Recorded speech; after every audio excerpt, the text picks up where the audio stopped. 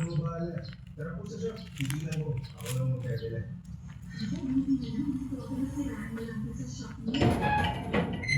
Dito. Hello, good morning. Ano ba yan? Napipilan mo kumakain ng pinapay ulit. Ay, bugbog pa. Ang cute mo naman. Ha? Ano yun, Dino? Ha? Wala ko. Sabi ko, itong balik nyo, pa ako. Pero ayos na. Pinapalan ko na lang. Nabombahan ko na rin po. Okay, buhay na lang dito ako nagdala. Malapit sa inyo.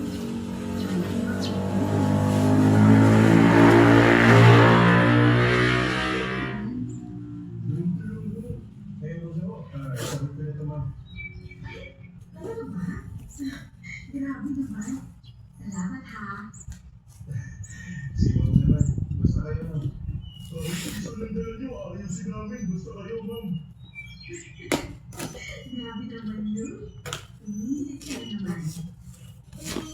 Ano nga pala? Ito siya nilang kuya mo. Ayos ka na makita nito dito? Ma'am, sa totoo lang, mali talaga kitaan sa pagkahangin ng gulong. Kaya kahit nagagalit yung mga tao, Kaya nagsusunod kayo ng gulong. Ay, alam mo, oo nga. Palagay ko, talagang maliit lang kita mo dito sa paghahangin. Pero yung pagsusunod mo naman ng gulong, medyo, alam mo na, hindi rin siya okay sa mga tao sa paligid dito. Saka sa kalikasan. alam naman mo namin yun, ma'am. Kaya lang, si Kuya kasi. Pero kaya nyo, ewan ko kung paano, pero subukan po namin ayusin yung ginagawa namin dito. Pasensya na dito ha. Hindi ko naman intention makialam ka. Pero salamat at naintindihan mo. O sige na, muna na ako sa inyo. Salamat ulit sa bomba ha. Siguro, ma'am, basta pag ikaw, libre kitang bobombahan. Uy, iba yata rin ah. Puro kayo kalukuhan dyan. O sige na, salamat ulit. Si Ma'am Mary, teacher siya sa eskwelahang malapit lang sa shop. Matagal ko na siyang crush. Pero siyempre, wala akong maipuporma sa ganda at estado niya sa buhay. At kahit si Ma'am Mary, maasin na opinion tungkol sa shop namin. Pero wala talaga akong magagawa tungkol sa opinion ng mga tao sa shop na kuya-kuwang talagang magalit. Kinagabihan, pasaranaan siya. Kung nagsisimula na kami magsulog at nagproseso ng mga luma at silang gulong. Kung magbaba ang kitaan sa paghahangin at pag-aalis ng mga gulong sa umaga, babali naman kami sa mga gawain namin sa gabi. Ang mga luma at silang gulong, pinoproseso namin para maging iba't ibang produkto at material na pinibenta na rin namin sa mga inche. Ang mga pinosesong gulong kasi, pati ng bumper, at pwede kung ano-ano pang parte ng mga sasakyan at mga makina.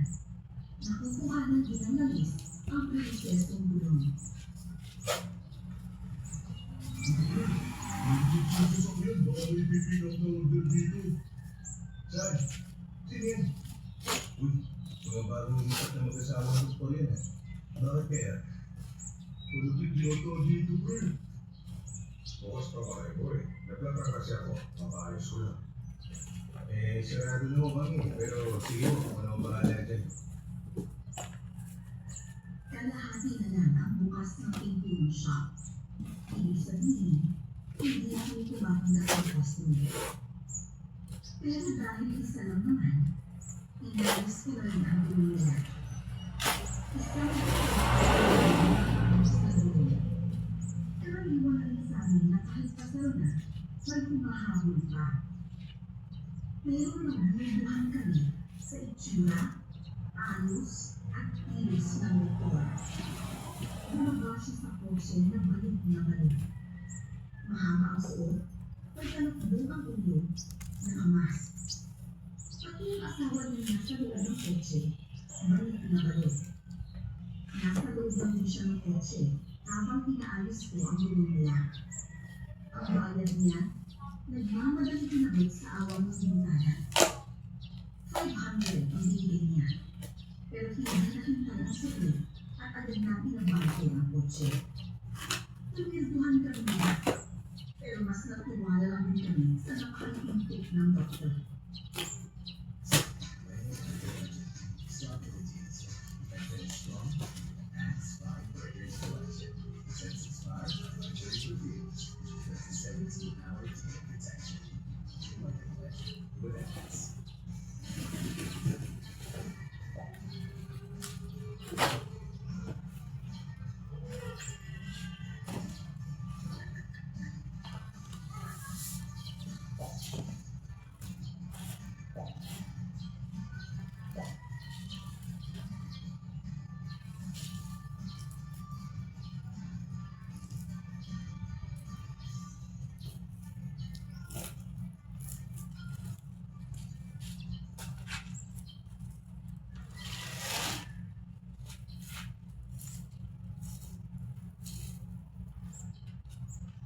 Napansala kami, tinabutan ko rin ng extra sila.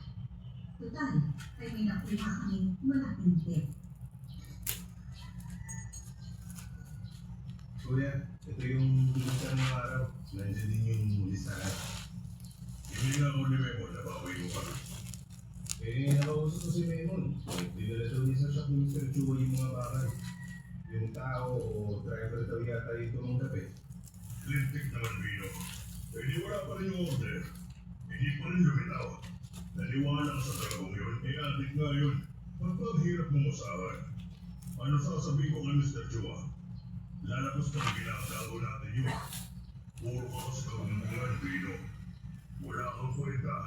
Dahil saksakan ka ng inutin. Ako na pipilit kay Lemon. Pweste ka. Simpleng paliwanagan lang sana para tapusin ang napakahaba at nakakapagod na araw. Pero magmuliwan na ako. Ang pagpapasalamat ko na lang, hindi ako nadakuan ng kamao o sipo ni Kuya. Nalulot ako, pero itutulog ko na lang. Maliigit na ako, pero may narinig pa ako kung ano sa ibaba ng bahay. Doon sa shop.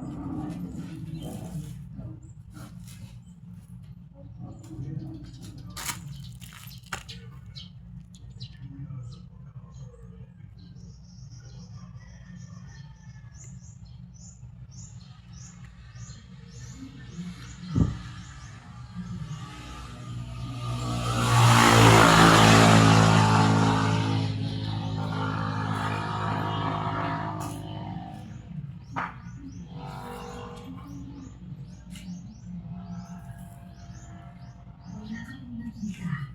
Kundi sila ang tulong o imahe na lang at kung anong hayop na papalalo. Kinabukasan, bumungad kay Kuya ang mga sila-silang gamit sa shop. Siyempre, sa akin ay bumuntun ang ngit niya dahil sa nangyari. Vino! Bumaba ka rito! Tarantado ka! Bakit? Ano nangyari? Wasak yung mga gamit. Ginagada ko yung mga pito. Sigurado ko. Saka hindi basta-basta makakalis yung mga bilhin. Kaya ano nangyari dyan? Kung saan kumaras yung mga kandado? Tapos pinapasok mo kung sino ang gagawin na nira dito, ano ba? Ang sabihin mo, inutil ka, buo ka na, sinungaling ka pa. Kung bakit ba naman kasi ikaw ang naiwan sa akin? Puro ka busita na buhay ko dahil sa'yo. Hindi ako umuwi. Ginagada ko nga ito eh. Paliwala ka naman sigurado ko. Huwag ka nang sumagot, Alimati ka. Bakit ba wala akong makita maganda sa'yo? Pwede ka. Buliyaw bago matulog, bubog bago magtanusal. Ganito ang paraan ni Kuya para kausapin ako. Hindi naman sa laman sinagot, pero alam ko rin kung ba't pinahayaan ko na lang ang sabihin niya